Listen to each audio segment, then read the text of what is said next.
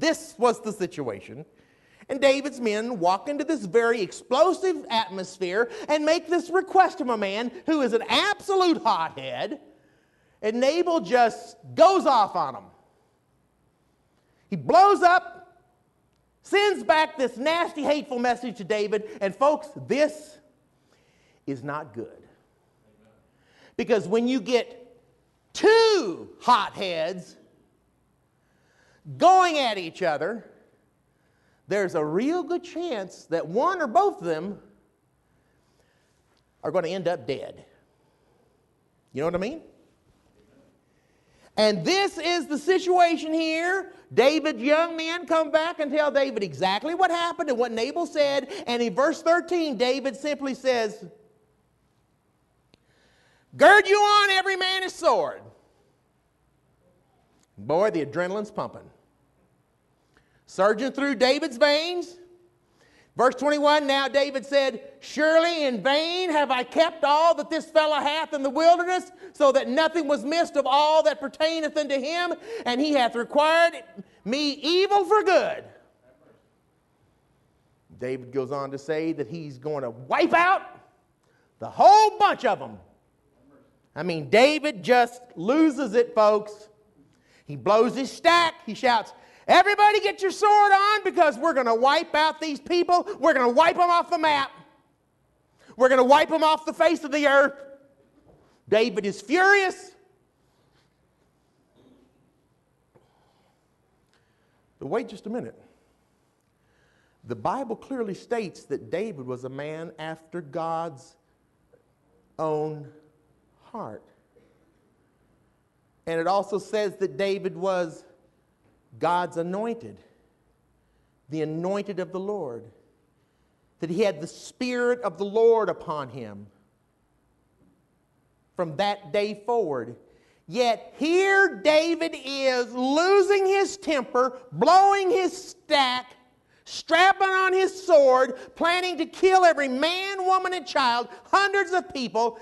And this wasn't the only time that David lost his cool.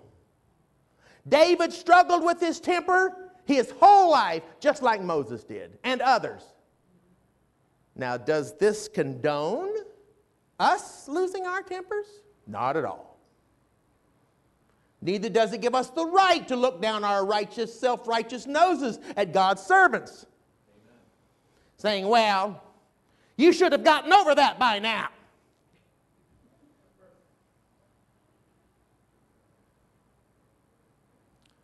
So foolishly, David allows his anger to get the best of him. And he forgets who he is and where he's headed.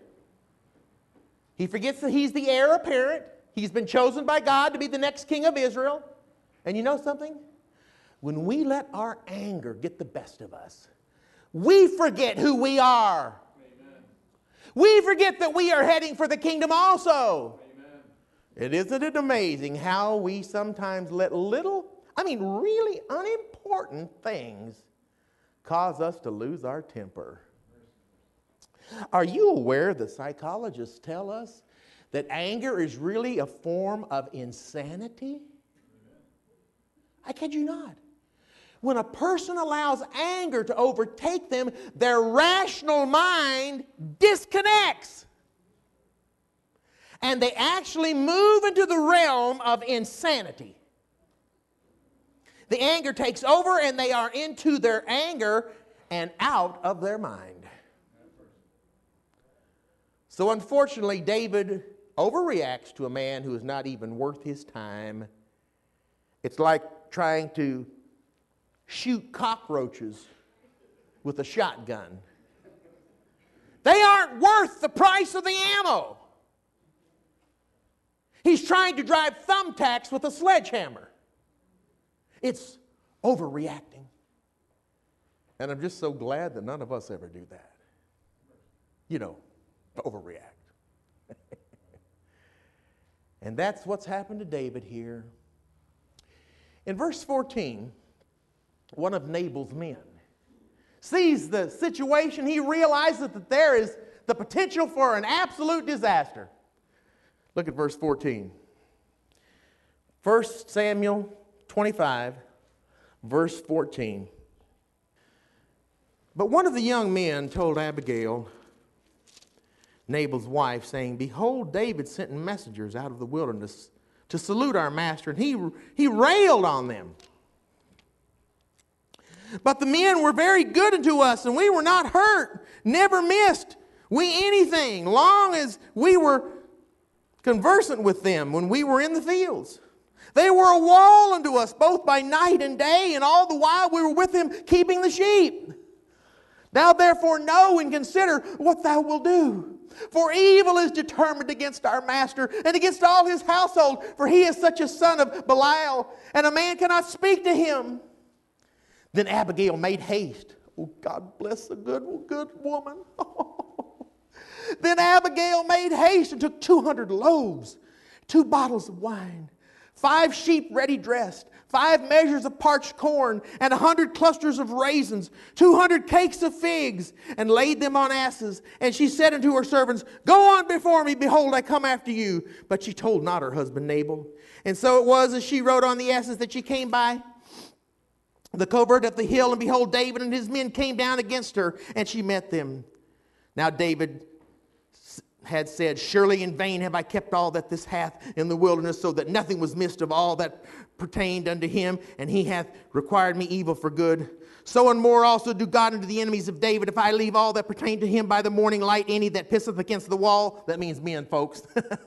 And when Abigail saw David, she hastened and lighted off the ass, and fell before David on her face, and bowed herself to the ground, and fell at his feet, and said, Upon me, my Lord, upon me let this iniquity be. And let thine handmaiden, I pray thee, speak in thy audience, and hear the word of thine handmaiden. Let not my Lord, I pray thee, regard the man of Belial, even Nabal, for as his name is, so is me. Nabal is his name, and folly is with him. But thine handmaiden saw not the young men of my Lord, whom thou didst send. Now therefore, my Lord, as the Lord liveth, and as thy soul liveth, seeth the Lord hath withholden thee from coming to shed blood, and from avenging thyself with thine hand. Now let thine enemies, and that seek evil to do my Lord, be as Nabal. And now this blessing with thine handmaiden hath brought unto my Lord. Let it even be given unto the young men that follow my Lord. And I pray thee, forgive the trespass of thine handmaiden. For the Lord will certainly make my Lord a sure house, because my Lord fighteth the battles of the Lord, and evil hath not been found in thee all thy days. Yet a man is risen to pursue thee and to seek thy soul. But the soul of my Lord shall be battled in the bundle of life with the Lord thy God, and the souls of thine enemies. Them shall be slung out in all the middle of the sling. And it shall come to pass, when the Lord shall have done to my Lord according to all that is good, he hath spoken concerning thee, and shall have appointed thee ruler over Israel, that this shall be no grief unto thee, nor offense of thine heart unto the Lord, either that thou hast shed blood causelessly, or that my Lord hath avenged himself. And when the Lord shall have dealt with my Lord, then remembrance thy handmaiden. And David said to Abigail, Blessed be the Lord God of Israel, which sent thee this day to meet me. God bless a good woman. Amen. Oh, what would we do without the good women that God has given us?